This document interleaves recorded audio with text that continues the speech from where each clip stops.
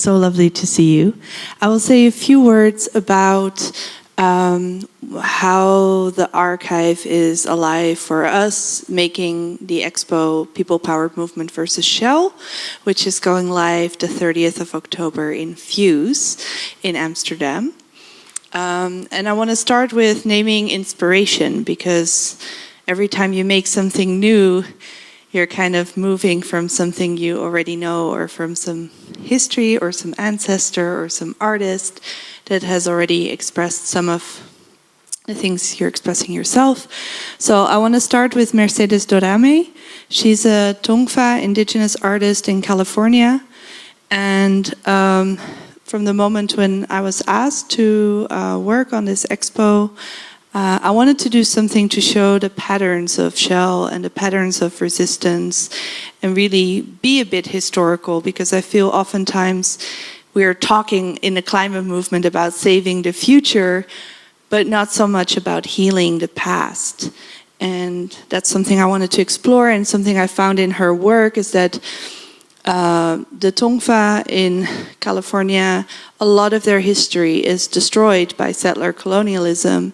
And so she works with a lot of artifacts and red lines, kind of reconstructing memory and lines and connection and webs. And I immediately knew I wanted to work with the web, and this web of looking between the things we have forgotten, looking between the things that are erased, especially the things you don't find in the archive, because if you talk about shell, people oftentimes don't know much about where it started in Indonesia. And for me, with a big curiosity to learn more about Indonesia, I found it really hard to find Indonesian sources about this time. So we're talking about 1890. That's when Shell got started. And knowing that my sense of archival history about Indonesia was hopelessly flawed, and also feeling that the indigenous part in myself, I feel like archives, the indigenous archives are underground. They're in the artifacts. They're not in fancy buildings. They were not made for us. And then as a Dutch person, because I'm mixed, I feel like I am so horribly ignorant, because my whole education didn't prepare me to understand the Dutch horror that they did in Indonesia. So I started with Histori Bersama, an organization where they've already been fighting for uncovering some of the decolonial past for a while. And I found it was kind of easy to knock on that door. But I also noticed that other national archives, they felt a bit alien to me. Like, I felt triggered by words like coolie, or things that can be quite derogatory, or the way that Zelker, the founder of Shell, was often kind of praised for his entrepreneurial, or this traveler, or this discovery kind of language that was used. And I felt like this is not the tone of voice that I want to work in, but at the same time I find stuck between the archive and my own ignorance, basically struggling with my own ignorance. So also want to name that the archive wasn't in the end just the institutions like the National Archive of Curaçao that we ended up using photography of, or beautiful pictures from the archive of the Universiteit van Leiden, but also really in the age of information, there's so much actually accessible to us if we have the time, if we take the time to dig. And so I also want to say that one of the audio stories we'll be listening to later, that is part of the expo, I found through an article I found on the website of Lilith, a feminist magazine online. I found a great voice activist from Curaçao. And so sometimes I also got thrown back to what I know from more indigenous societies is that our archives are actually in our elders. Our archives are in our communities. Those are living archives, and relationship is important in order to understand the archive or the meaning behind the facts. So just want to name these few sources that we have also used in pictures, in text, to uncover bits and pieces of the story. So I want to go back to the beginning days of Shell. They didn't operate yet as Shell, but as Bataafse Petroleum. And I want to name that what I found in the beginning were all texts that were about the Dutch folks and not about the Indonesian workers. So when I started finding pictures of Indonesian workers, it was already such an emotional thing, like remembering. Like, as an activist, the act of remembering can already be a beginning of contestation, because we are groomed or socialized to forget, actually.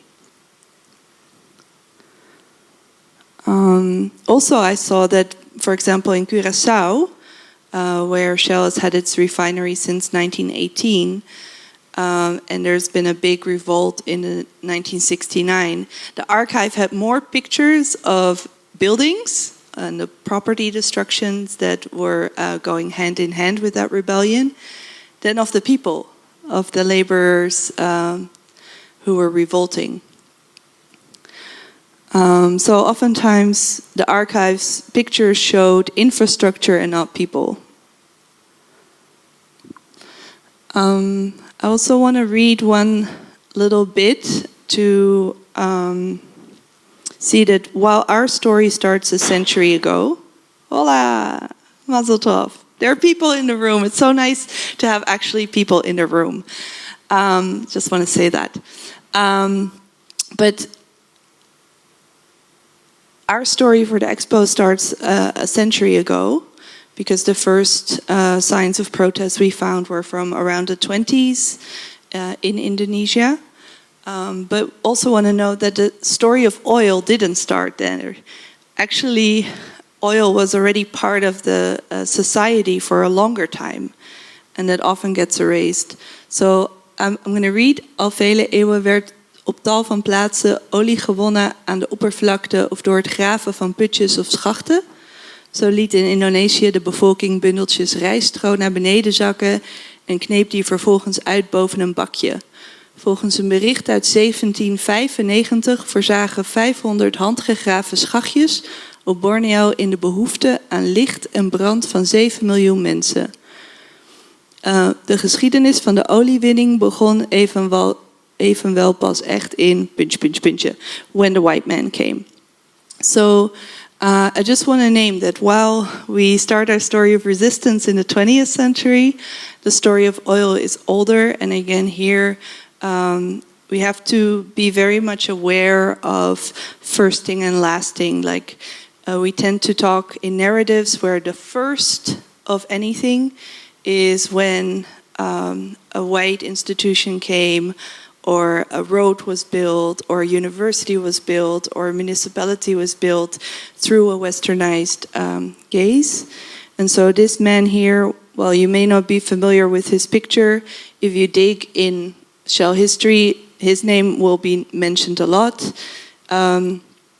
Zelker. And we'll hear more about him later when we start talking about the politics, because even though only his name is more known, his relations were kind of important too. So just placing, this is another resource from the CIA that kind of shows oil refineries and other extractive industries. And I want to name here that in 1965, the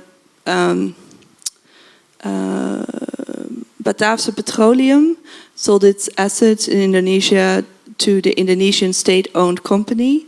for 110 million. So they sold the right to explore their own oil for 110 million. And here it's good to also know the history of Dutch colonization at large, because also Indonesia was made to pay billions and billions of money to the Dutch state in reparations for its independence. Also want to note that from the beginning there was never a benevolent oil. Sometimes we see narratives in NGOs that say, ever since this big spill in the Gulf of Mexico, we know oil is bad, or ever since climate change, since 30 years, we know oil is bad. But of course, it has already disturbed communities, ways of living, livelihoods for a long time. And we only hear about the economic benefits of laborers, but we don't hear about how farmers got their water stolen for these kind of industries. I'm going to go through this fast because I always have too much to say and too little time. But I want to note that the first resistance that we found was actually resistance from the inside. The inside meaning the laborers of the oil industry itself. And they were often over the axis of racism, labor exploitation, and independence. This was the case in Indonesia, and we also see this in the revolts in Curaçao. And I was very surprised to read that actually one of the actors in all of this was the Organization of Oil Workers, Persatuan Pegawai Minyak. It's called PPM. And PPM was a big theme in our expo. You will see this when you go to the expo. PPM is in climate discourse often used to talk about how many greenhouse gas is in the atmosphere, how much CO2 is rising, parts per million. And we appropriated it to people power movements. And then we see that one of the first actors in Indonesia actually was called PPM, Persatuan Pegawai Minyak. So now we're going to go to Curaçao, and I'm not going to talk about that myself, but I'm going to let one of the activists from Curaçao in this day and age speak for themselves about the history of Shell refinery in Curaçao. One thing I want to say is that they've been there from 1918, the refinery. The refinery has been there for over 100 years, but they left in the 80s. And sold the refinery, I think, for like 4 guilders or something, with the conditions that they never had to clean up or they could never be sued. And so again, if you read some of the discourse, it will say like, oh, Shell was so clever, it made this contract. Whereas if you read that with an ethical lens, it's not clever, it's evil, and people are like being polluted and poisoned. Because when pollution sits in the human body, it's just called poison, and people get sick and people die. So this was an uprising of the laborers. The Vescar is the subcontractor of Shell, and that was firing lots of people and then rehiring them for like half of their salary. So the uprising, we're going to hear something in the audio story that will be started. Before the colonizing evils presented themselves, there was a Curaçao where the indigenous Kakatiao lived in alignment with the sacredness of the sun, moon, and planets, making the island their sanctuary. The honoring of natural forces that govern life was shared by both the Kakatiao and the Africans, who were forced into a state of enslavement by the Dutch colonizers. An ecocidal age had started and violently disrupted their connection to the cosmos of nature. Jesus Christ was good to the Dutch, but racial capitalism was the best. The genocide of the indigenous Kakatiao and enslaving black people created a white economic and financial profit system, catapulting the Industrial Revolution into existence. After the 1863 abolition on paper, black people were holding themselves down by working the soil, growing their food and livestock, fishing, trade work, and formal commerce. They were skilled tradesmen, craftwomen, sailors, herbalists, healers. Tambour, Seou, Zumbi music, and other ancestral cultural traditions lifted their spirits from the seemingly indestructible pain of a never-dying past. With the discovery of oil in Venezuela, Dutch Royal Shell became the new overlord in Curaçao. The opening of an oil refinery on the island shackled black people once again into a new version of enslavement after 5 decades of intentional Dutch colonial poverty and misery. While getting a job, direct or indirect, from the oil commerce bonanza, one of the many negative consequences came in the form of the destabilization of food sovereignty. The agricultural workers were manipulated to leave the soil, animals, and their linkages to nature's universe to become part of the Shell industrial plantation. This abandonment created the import industry and foreign important food and beverages dependency, stuffing the pockets of the white ruling elite, the descendants and beneficiaries of the enslavers. Unexpectedly, these inheritors of Dutch white hyper-plunder lived their worst nightmare when the revolt for racial and labor justice erupted on May 30th, 1969. Pastor Amado Reumer's prophecy became real, not because of communications with the divine. He just simply read the room, understanding that Latin America, the Caribbean, and the United States was on fire, and predicted that if these white power structures wouldn't change their abusive ways, Curaçao would also go up in flames soon. May 30th happened because, as Laia Capriles later confessed, he, as a Jewish banker and the white business community by design, co-created and neglected the miserable social and labor conditions which could only be permitted through the racial degradation of a majority black populated island. The unholy trinity, the governor, the Catholic Church, and Shell as the colonial chieftain, sided by the ruling elite, was the root cause. The structures of parasitical plunder of blackness in Curaçao bred the social, political, and economic standing of all whites and the honorific rights and benefits, as Egbert Alejandro Martino tells us in Geographies of Freedom. The advent of Shell created and solidified the MCB Bank as the biggest and most influential financial institution in Curaçao. The bank could have never seen the day of light without profiting from centuries of free black labor and its pillaging of the economic and financial power. Shell and MCB Bank had similar corporate governance apartheid policies. White people would always get financial access and economic support to continue ownership in the newfound tourism and industry sector and other businesses. Other non-black communities also were chosen to economically rise above black people. Capital, land, natural resources were all in the hands of a minority white, or communities who blended into whiteness to secure their position above the black Curaçaoans. These racial injustices black people had experienced was reaching a boiling point.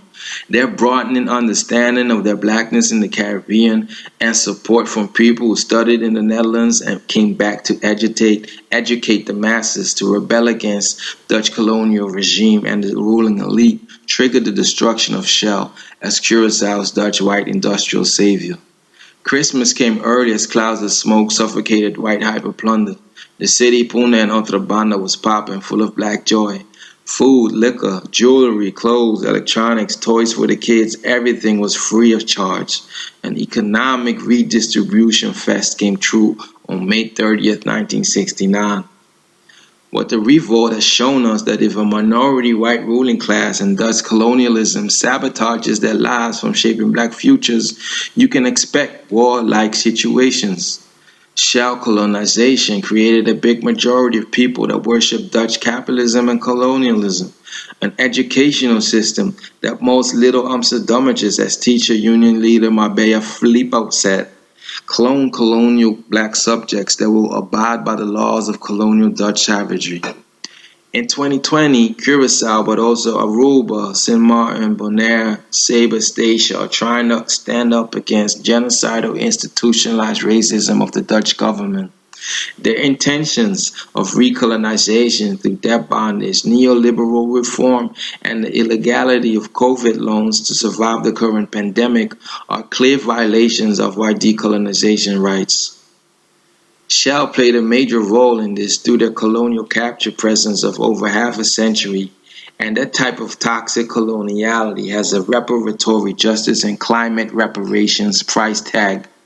The laws of nature cannot be reversed, and the vengeance and cure to undo these poisoning powers will be found. So here you listen to Germaine Ostiana,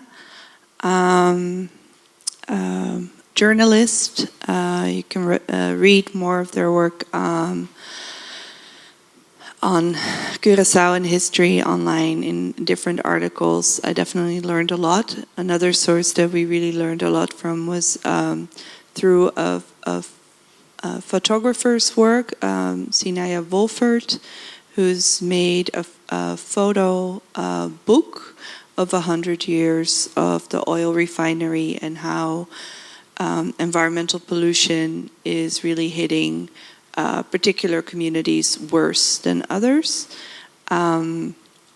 It's a beautiful book that we will also have at the book table versus Shell, which is part of the expo. And yeah.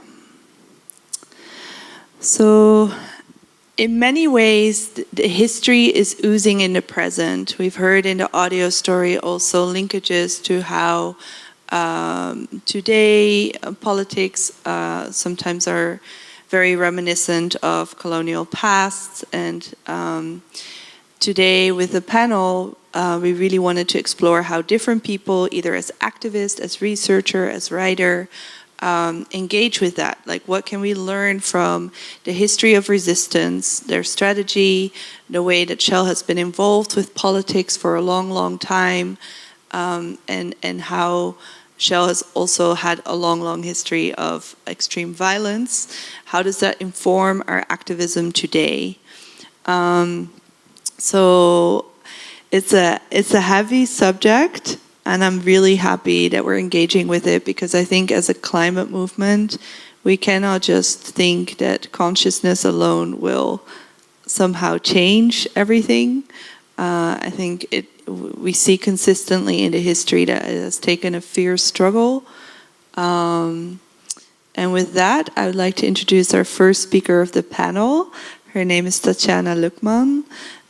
She's a writer and an activist. She comes from a long line of activism in her family. Her father, her grandfather, has lived colonial realities in Indonesia and has resisted.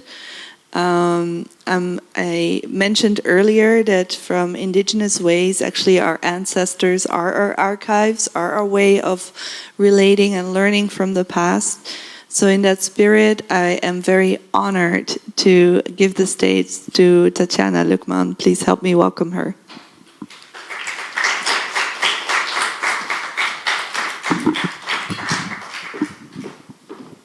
Never forget history. At the end of the 16th century, Dutch trading fleet began to visit the port on the north coast of Java in search of spices, which at that time was in high demand in Europe. Various Dutch companies clashed and competed with each other, but they were united in the face of the Portuguese, who had previously dominated the spice trade. In 1602, the trading companies merged and founded the East Indies Trading Company, VOC. In the Netherlands, there are still many people who think that what the VOC was doing was only to trade spices for profit. However, the reality was different. The VOC had the authority to build fortresses, to declare war, to sign treaties, to issue its own currency, and have an army to subdue the resistance of the population. In order to reach and maintain a monopoly in the clove and nutmeg trade, the Governor General of the VOC, Jan Pieterszoon Koen, didn't hesitate to use the cruelest means, such as deporting, killing, and burning plantations cultivated by the population, and thus destroying their livelihoods and leaving the entire population of the Banda Islands and the Moluccan Islands starved to death. Karl Marx had the following to say about the accumulation of capital by the VOC. The history of the colonial administration of Holland, and Holland was the head capitalistic nation of the 17th century, is one of the most extraordinary relations of treachery, bribery, massacre, and meanness. Nothing is more characteristic than their system of stealing men to get slaves for Java. The men stealers were trained for this purpose. The thief, the interpreter, and the seller were the chief agents in this trade. Native princes, the chief sellers. The young people stolen were thrown into the secret dungeons of Celebes until they were ready for sending to slave ships. An official report says this one town of Makassar is full of secret prisons, one more horrible than the other, cramped with unfortunate victims of greed and tyranny, fettered in chains, forcibly torn from their families. Today, there are still Dutch people who are proud and see the VOC as a source of inspiration and experience worthy of being applied even in today's economic and political life. In the 19th century, the colonial power faced small and big armed resistance. Some armed resistance managed to empty the treasury of the colonial state. For example, the war in Java led by Pangeran Diponegoro, which lasted from 1825 to 1830. The Padri War in West Sumatra, led by Imam Bonjol, from 1821 to 1838, and the longest and bloodiest one occurred in Aceh from 1873 to 1910. In 1830, the year the Diponegoro War ended, which drained the state treasury, Belgium broke away from the Netherlands. That loss made the financial crisis even more serious. It prompted the colonial government to take recovery steps. The recovery steps were to enforce the forced labor system, cultuurstelsel, which was practiced mainly on the island of Java. In exchange of taxes, the colonial government demanded 20% of peasants' land be planted with crops for export. In practice, the land to be planted with compulsory crops was not 20%, but 75%, and sometimes even up to 100%. In addition, peasants had to work 66 days per year on plantation owned by the Dutch government. However, what happened was that they worked for at least 3 months without pay. Peasants lived and were fed in the plantation area. The mandatory priority crops were indigo, sugar, cane, coffee, tea, tobacco, cotton, and cinnamon. In Europe, there was a very high demand for this product. The forced labor system didn't allow peasants to work on the little land they still owned. Forced crop priorities forced them to neglect crops for their direct consumption. As a result, peasants died of hunger and diseases. In 1840, there was a great famine. The foundation of the Communist Party of Indonesia in 1920 brought the struggle against Dutch colonialism to a new stage. November 12, 1926, the first national insurrections against the Dutch colonial power broke out. It was led by the PKI. Communist Party of Indonesia. The insurrection was cruelly suppressed. 17 communists were hanged. Thousands of people were arrested and imprisoned. 1,308 people were sent to a concentration camp in Bovendigul, West Papua. There was no legal process to try and sentence the prisoners.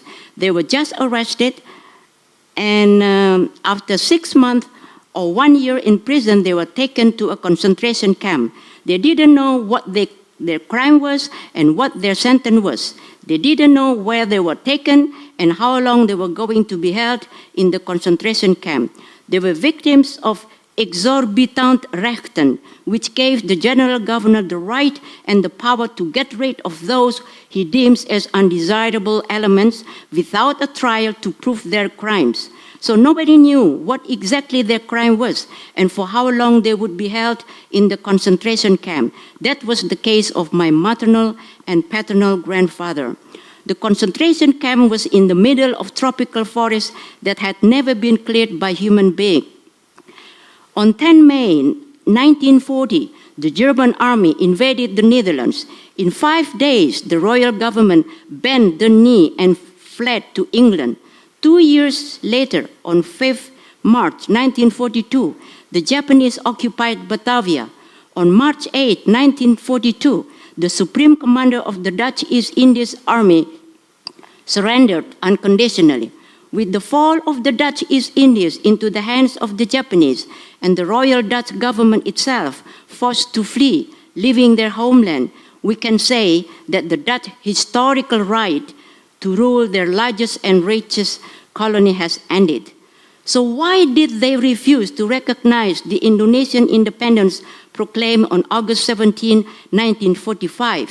The Indonesian people have attained a political consciousness that made them refuse to live under the humiliation of the Dutch colonialists.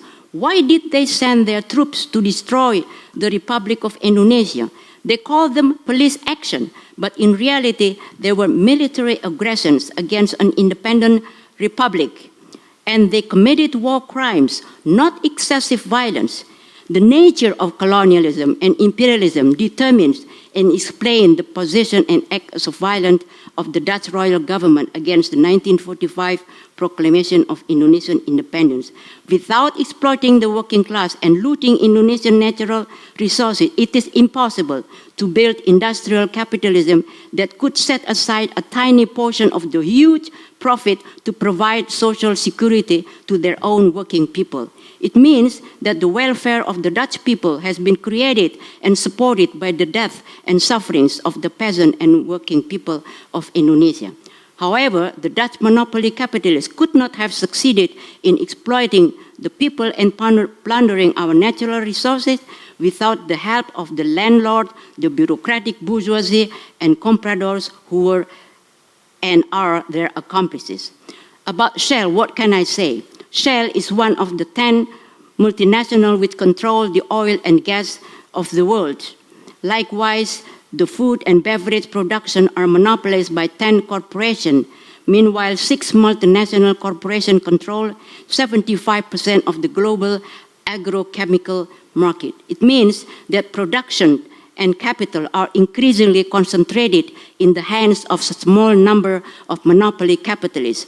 Large investment and the efficiency of multinational corporations that control natural resources, production, distribution, and markets make competition from small firms almost impossible. In this way, free competitive capitalism in the middle of 19th century turned into monopoly capitalism. In other words, imperialism. And the future of humanity can only be socialism. Thank you. Thank you. It's an incredible task when we spoke in advance, like how can I say so much of history that has been buried in 10 minutes? Thank you. I hope we can unpack a few things in our panel, because the context of the history, we'll see how that sits in Shell even going bankrupt in the first 10 years and being bailed out by Billiton and already other horrible colonial entities that were there. And it's so important we learn about the history of Indonesia, and we learn from people like you who have studied your own history and articulated so fiercely. So I know we just took in a lot of information, both about Curaçao and Indonesia, but we're going to get more from the anti-apartheid strijd. So we're moving forward through the timeline to the 80s, 90s. I would like to welcome to the stage Kees Stad, who has been around for a while in activism and can tell from personal experience what activism used to be like in these times and how in the Netherlands there were people showing solidarity with the anti-apartheid strijd. I made this exhibition in 2008 when Wijnand Duivendak, he was a member of parliament then for GroenLinks. He had to step down because of his past, his history. And he tried to protect his position by denying his own history. And we used to be colleagues, let's put it that way. Not paid, but activists together. And we did lots of activism, as activists do. And one of the campaigns we were in together was against Shell. And this was between 1985 and 1990. And by coincidence, then Code Rood started this campaign. They wanted to target, of course, they had started with Shell before because of climate change, and they wanted to target hoe heet het, aandeelhoudersvergadering in The Hague. And they tried to get as much activists and social movements and involved. And then we discovered that they didn't know much about the past of anti-Shell actions in Holland. So I thought, oh, this is a chance to dig up my old exhibition and tell a bit about, this is movement history. So it's history from activists in Holland. And I think it will be interesting to talk later about why it is that in the Netherlands it plays such a underdeveloped role, history, and I would say theory in general and analysis. If you go to Germany, for instance, the leftist movement has a completely different tradition with history and theory. We can discuss that later. And this is, I presented this last April, I think, when 2DH5 or February was in this same building. It was another coincidence, but and then I made these slides. And the interesting of that movement then was that it was very much connected to anti-colonial struggle, anti-apartheid struggle in South Africa. And I said it then, and I still can't explain why suddenly lots of activists in Holland decided that we will do whatever we can to organize solidarity with people fighting in South Africa and often dying. But one of the reasons is, of course, the feeling of guilt for the relation that the Dutch have with South Africa. The word apartheid is not by coincidence. It stems from Dutch language and so on. And if you look into the material that was developed then, a lot is explaining about what the relation was between the colonial Dutch and the colony South Africa. And there's much to be said about this movement, which I won't do now, but if people want to know about it more, then I can always do this talk more extensive. But the end, this is more or less the effect of it. I really like this snippet from de Parool. Veel schade door aanslagen. Actie treft 1000 pompen in Europa. I think that's pretty much summons what you can achieve in 5 years' time.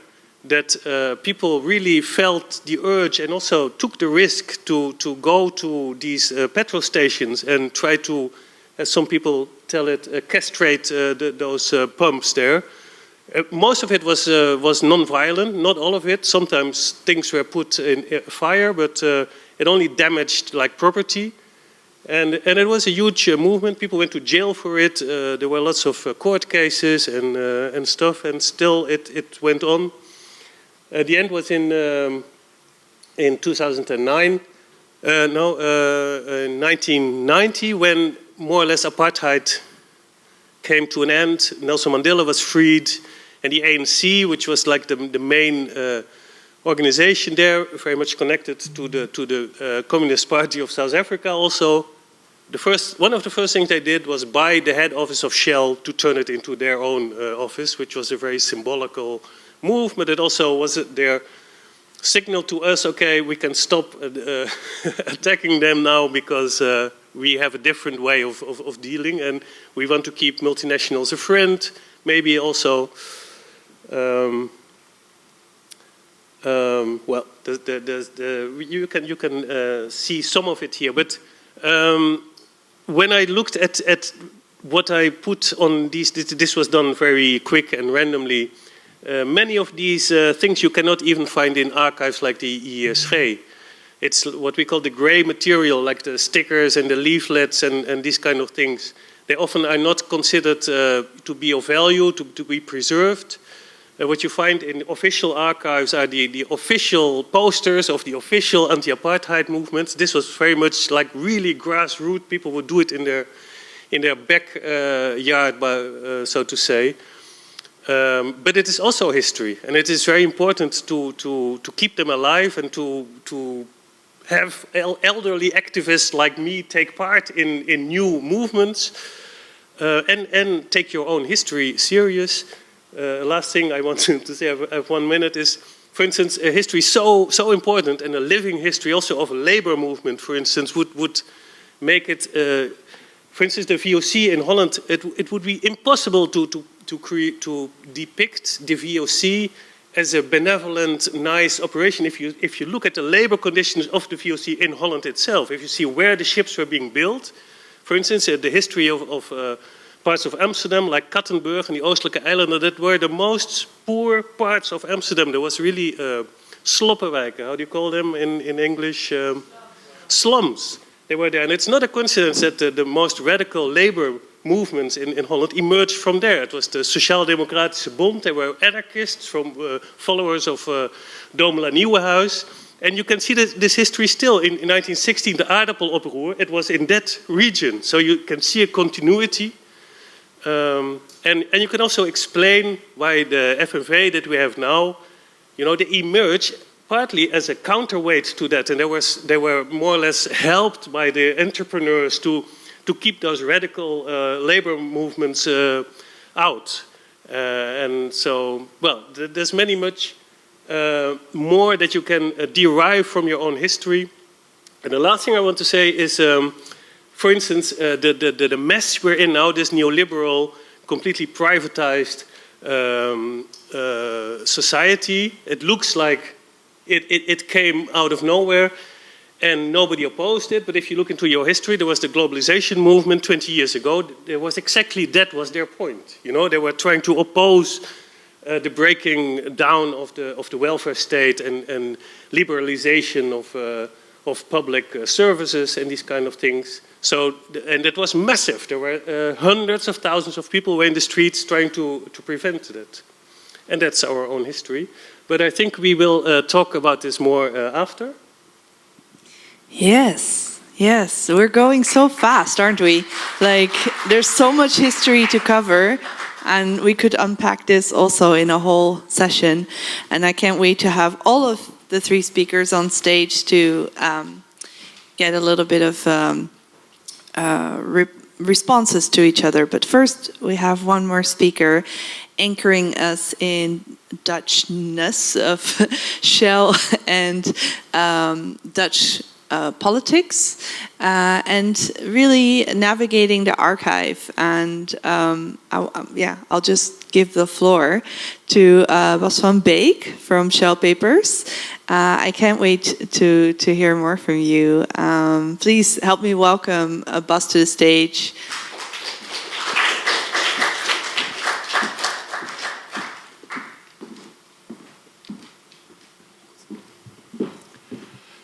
Thank you very much for having me. I also tried to do this in English and tried to pack a few years of research in 10 minutes, but some people do the entire history, so this should be accomplished. Well, I'm Bas van Beek. I'm a journalist for the platform of Authentic Journalism, and me and my 3 other colleagues, we have a small office here in Utrecht.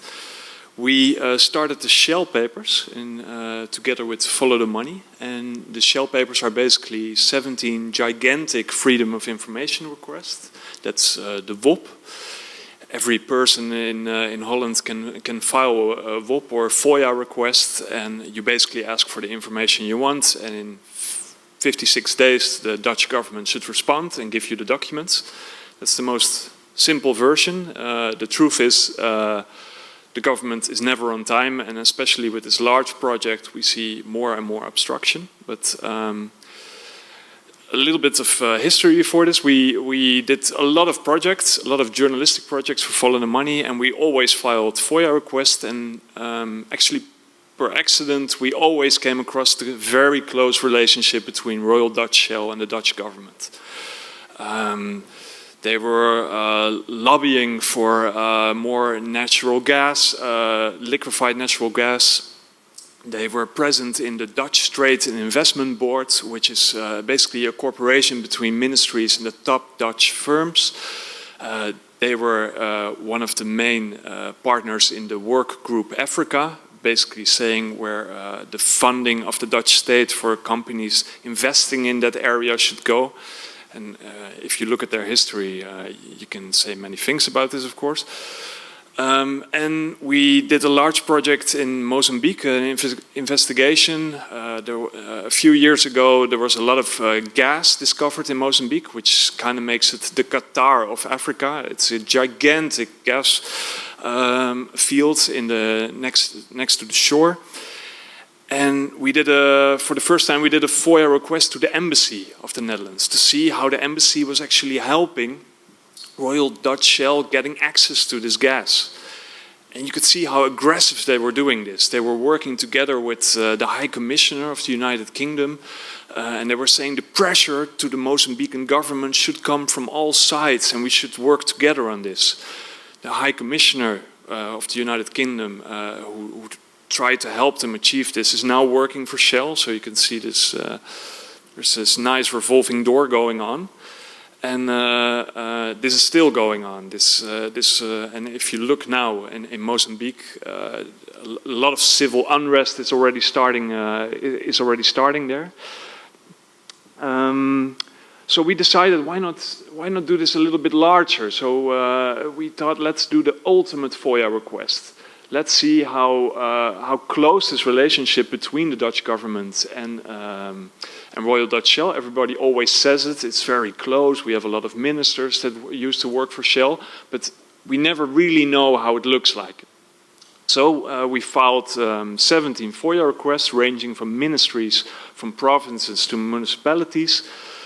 And we did this last April of 2019. And we are facing a lot of obstruction. Basically, the Ministry of Economic Affairs tried to get all of these 17 government bodies together and say, you're not going to give anything at all. 4 northern government bodies, the province and municipality of Groningen and the province of Drenthe and the municipality of Assen, broke off from this coalition and is basically now trying to file this request. And we have big news, the municipality of Assen is finally ready. But now the Ministry of Economic Affairs is also trying to block them giving their documents after almost 500 days of trying to collect them. But meanwhile, during this huge obstruction, we are thinking we should continue this research by any means necessary. So we were kind of like forced into what we call, and academics call, this streetlight effect. We were basically going to search where it was easier to search, and that's in this case the archives. The streetlight effect is a drunken man is looking for his keys under a street lamp, and a person comes to help him, and he says, "But where did you lose him?" "Yeah, 10 meters further down the road, but here's the light, so I start to look here." And that's exactly what we did with the archives, and we stumbled on like the biggest gem I ever found. It was the archive of Frits Butcher, who was a chemic professor, very famous in the 80s and 90s in the Netherlands. He was part of the Club of Rome, a group of scientists and politicians who was very worried about the growth of population and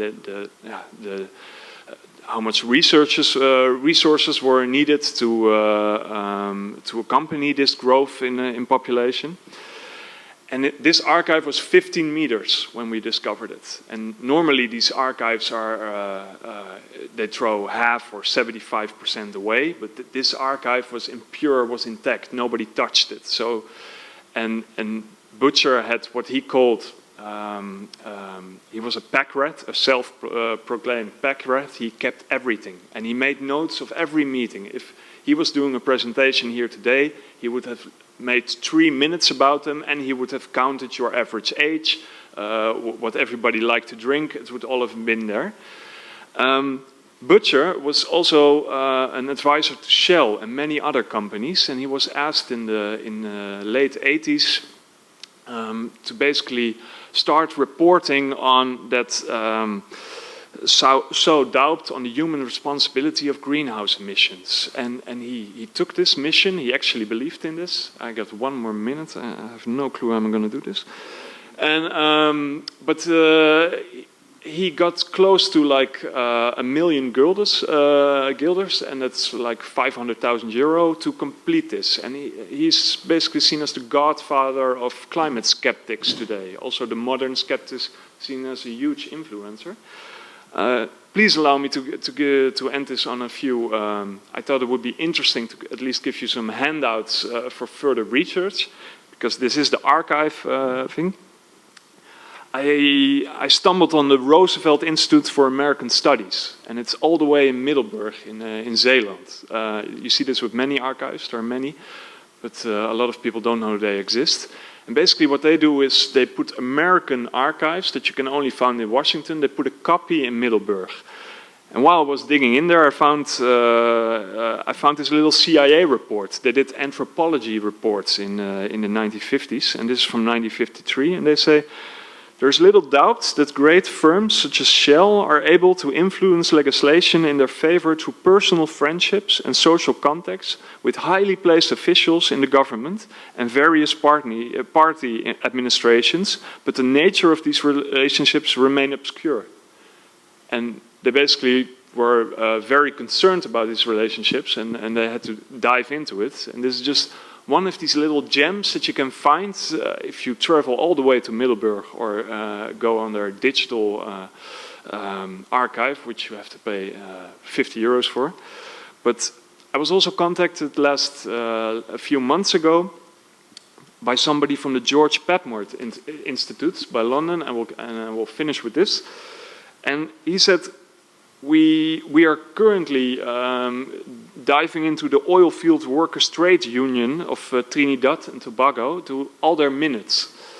And he said it's such an amazing find of historical insight into what these labor people went through. And they're now archiving this. So people are still working on this. There's a lot to find, but also a little bit hint of warning. I find more and more archives being destroyed because they're not deemed worthy to collect anymore. So there's a little bit of a rush in there. And also for, I'm already 33, but the generation now, to try to digitalize this and collect this. And I would like to, I think this for journalistic academic research is very important. So I'll end on that note. Thank you. Thank you, Bas. I'm so excited to have the three of you here with your own expertise and histories and insights. I'd like to welcome all back on the stage. Bas, you can stay. Tatyana, please take your spot and keep distancing as we're approaching the stage. So we'll do some Q&A. I have 2 questions myself, but I'd like to turn to the audience.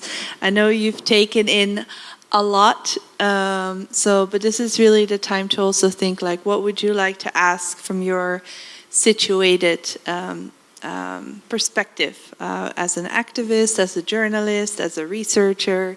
I don't know in what capacity you are here today or you're listening. Please feel free to also ask a question. I'm going to start, though, about Shell and politics. Behind me here, you see some of the politicians that have, in the Netherlands, worked for Shell. 2 of the ones at the top left are the ones who were part of the initial board in 1890. We're talking here about D. de Ruiter Zelker, and that's the brother of the other Zelker guy.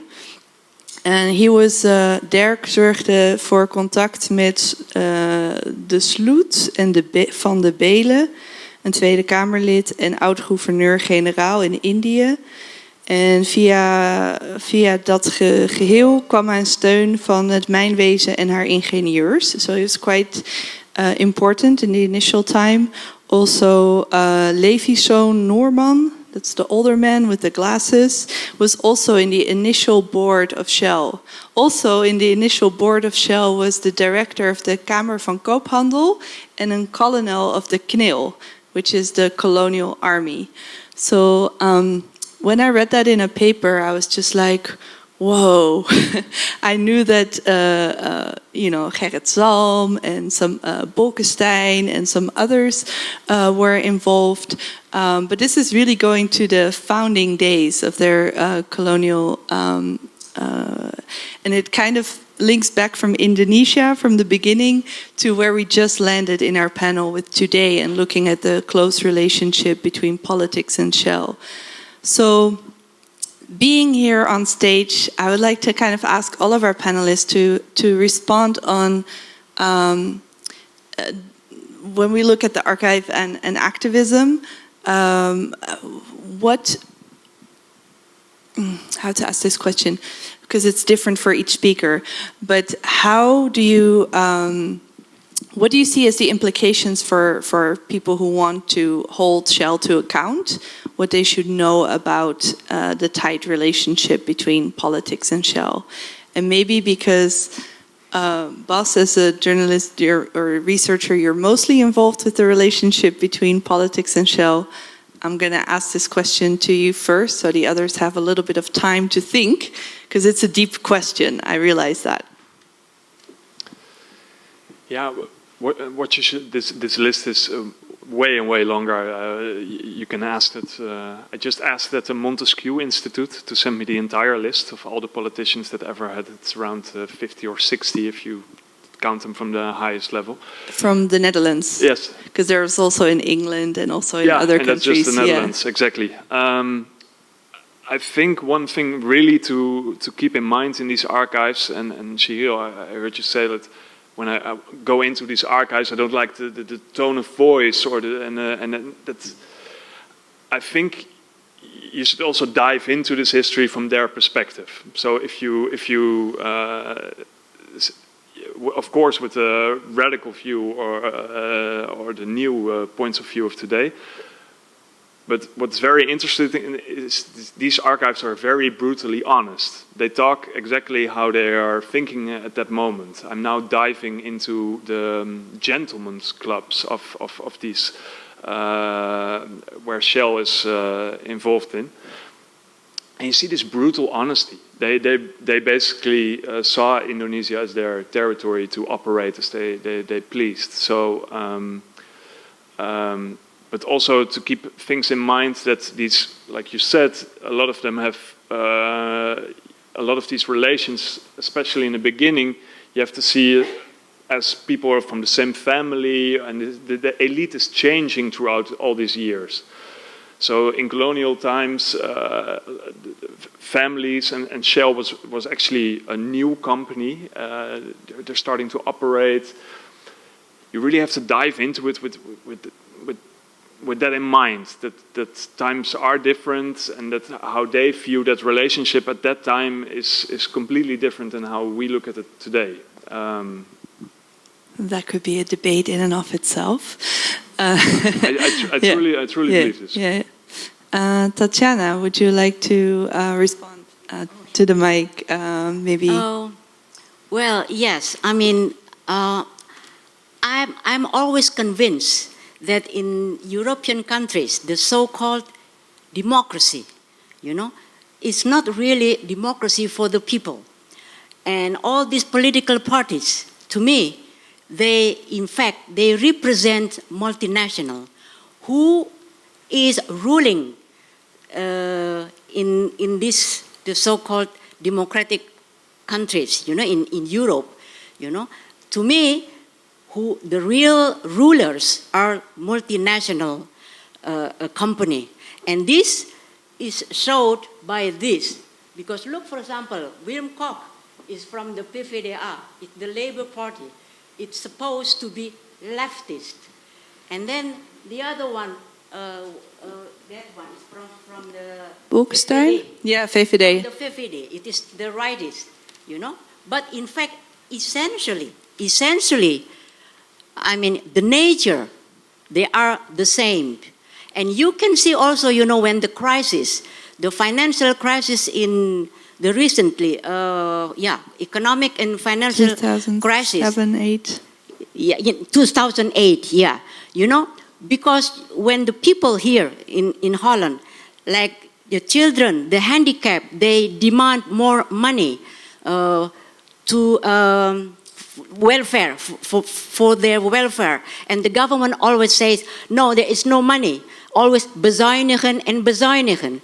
But when the financial crisis came in 2008, immediately there was money to help the too big to fall, the enterprises. Yes.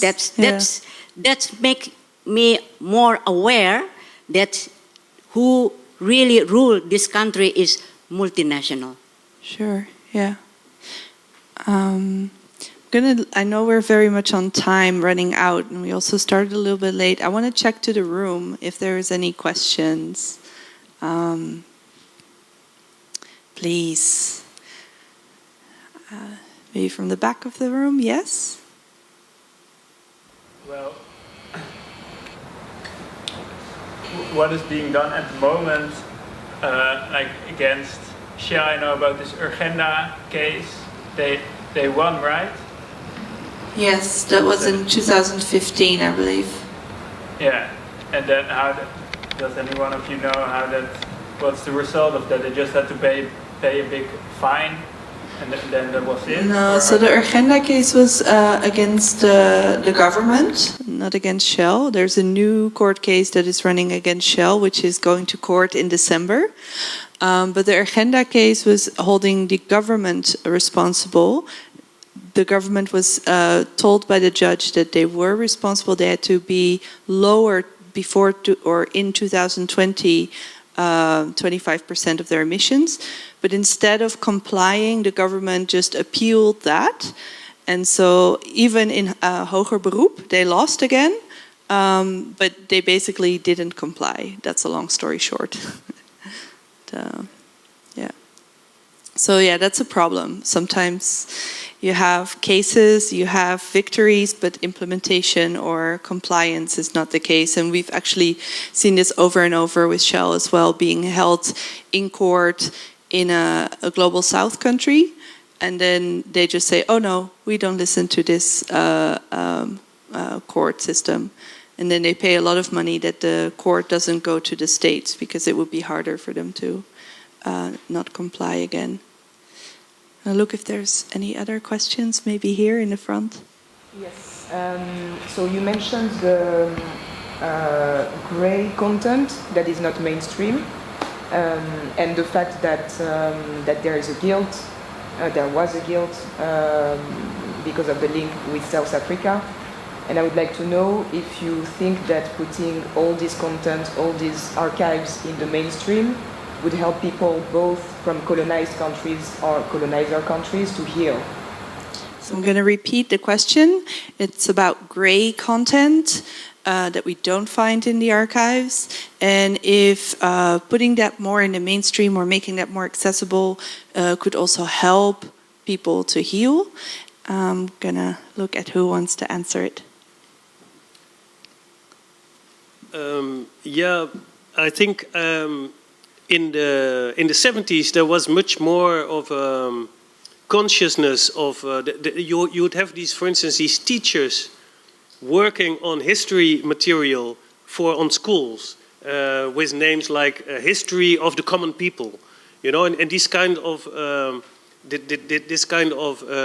pedagogical thinking about how we should inform ourselves and children about how the world really functions, instead of the conspiracy, horrors that we have going viral now, is very helpful, I think. That and also because there's lots of interaction also between colonized population and people coming from the colonies, being confronted there with the reality and refusing to go along. Of course, the other thing also happens a lot, or people are not interested and just profit from it. But I mean, if you look also for Indonesia, the history, for instance, there were many people that did not want to participate in the war against independence then, and were jailed here.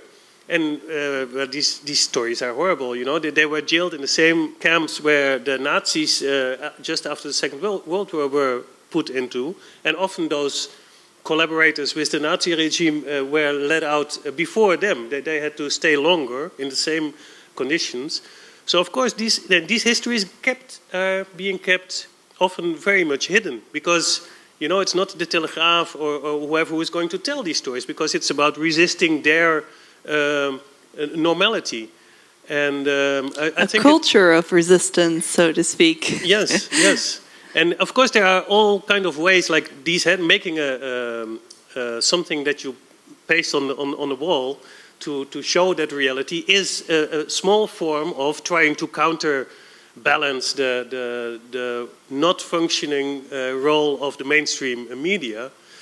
And often even the mainstream, you have windows of opportunity. When I saw this, I thought this is the real conspiracy. That's corporate power. That's what we should be talking about. But instead of that, if you see what people believe nowadays, they're all talking about QAnon and completely fictitious conspiracies. George Soros gets blamed for a lot of things, and not them. The distraction. And that's the problem, that we have to do whatever we can to. I mean, there's no how do you call it? There's no miracle solution. It's just working on telling what we think is happening and what we should be paying attention to. You raised a really interesting point about how that history of solidarity and what people who showed solidarity were facing in terms of oppression, how that's hidden and how that's not part of our curriculum at school, definitely. And also then not reinforcing or rewarding a culture of resistance, which will be our next panel, segue, to look at, Shell paying for material to be taught in schools, Shell paying its way into cultural institutions and musea, having an impact on the message and messing with the message. I want to ask one final question, because I feel like we're getting riled up. We have to, yeah, I hear it.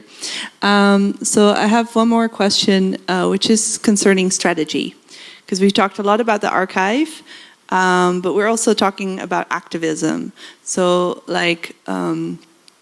one thing we've heard a lot today is about kind of systemic violence from corporations, violence from political, colonial politics.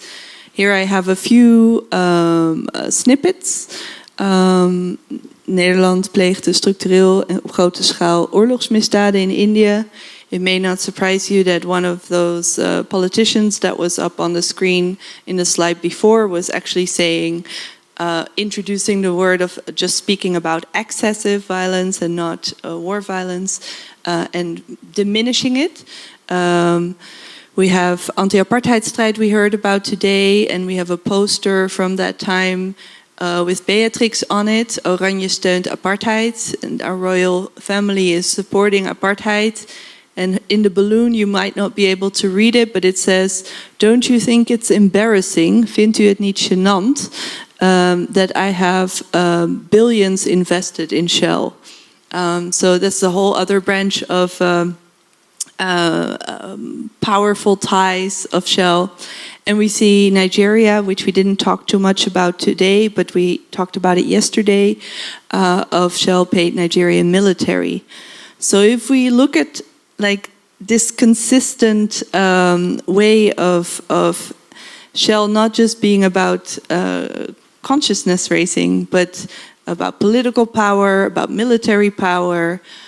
If we had intergenerational activism, how could we have more strategy of tackling the problems that are facing us today?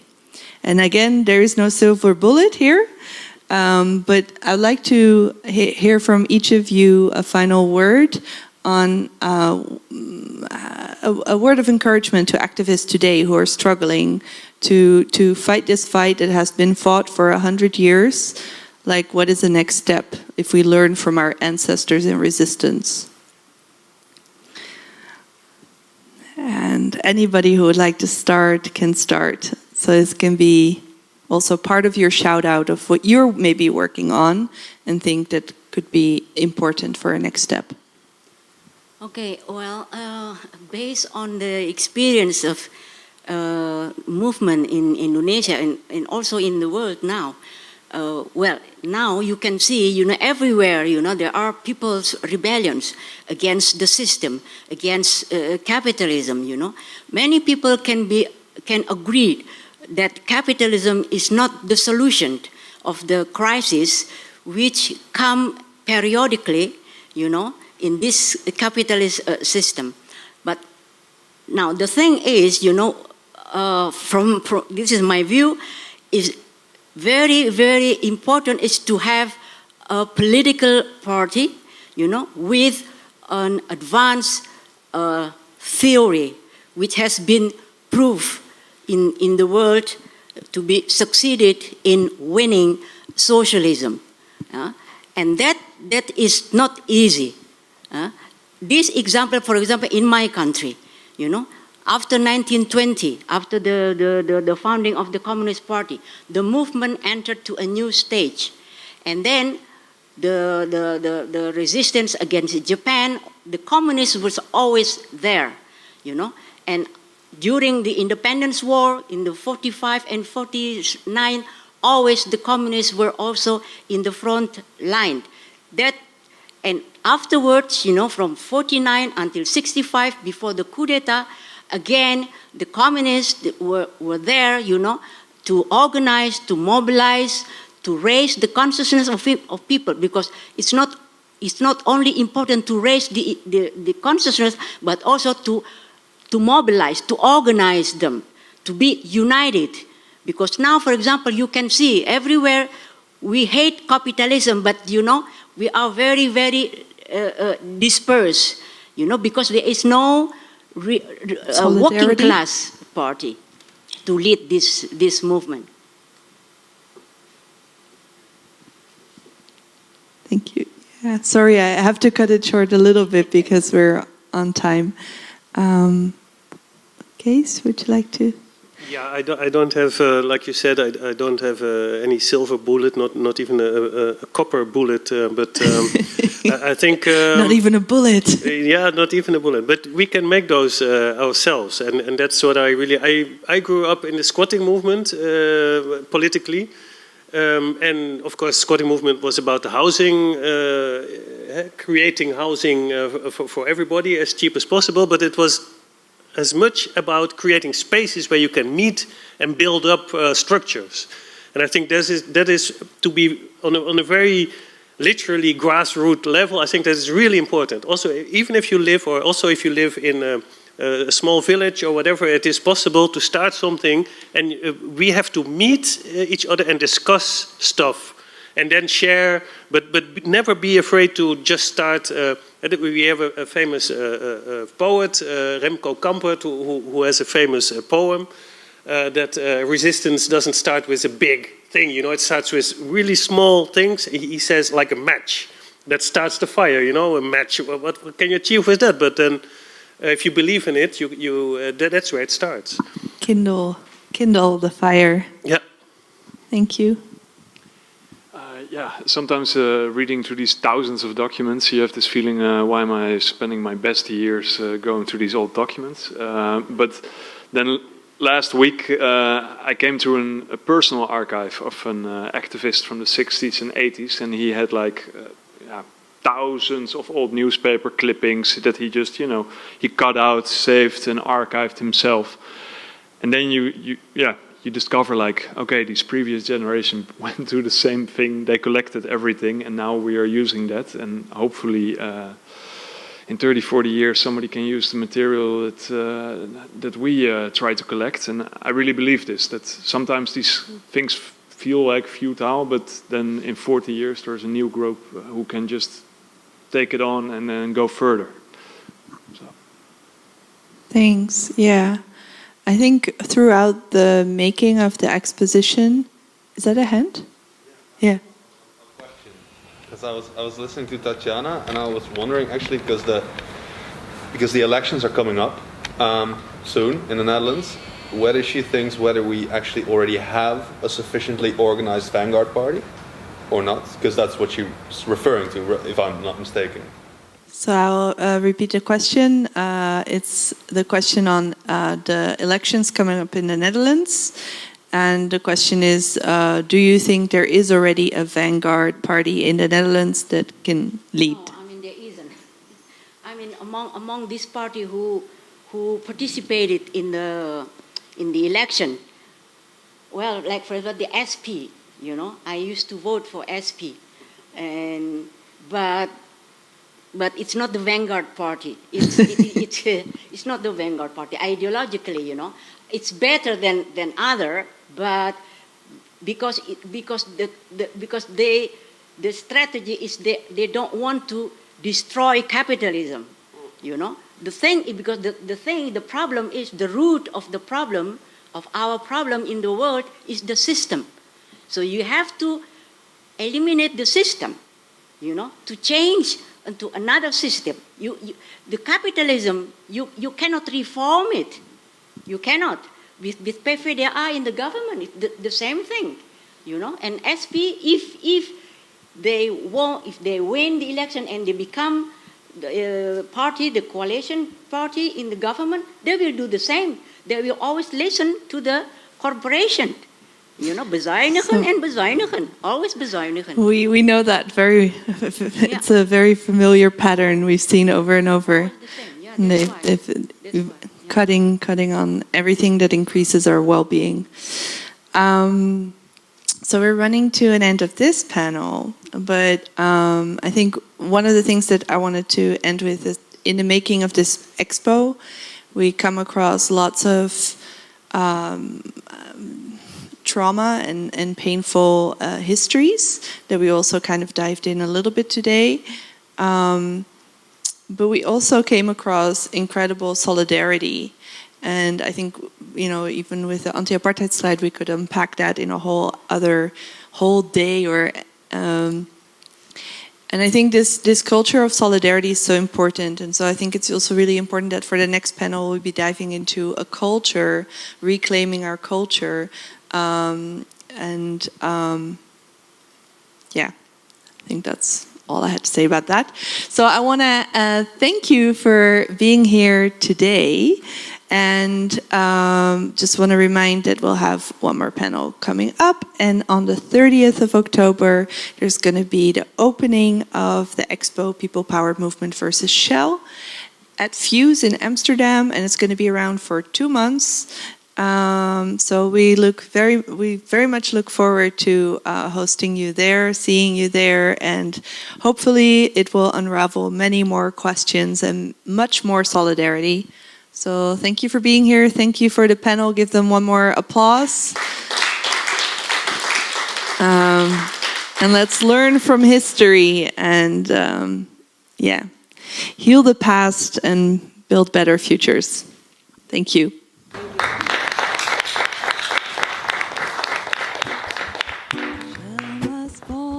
Shell must fall. A forgotten shell must fall. They poison the water that in hell of all. My butcher people not forgotten shell. Shell must fall. Shell must fall. Butcher people not forgotten shell must fall. They poison the water that in hell of all. My butcher people not forgotten shell must fall.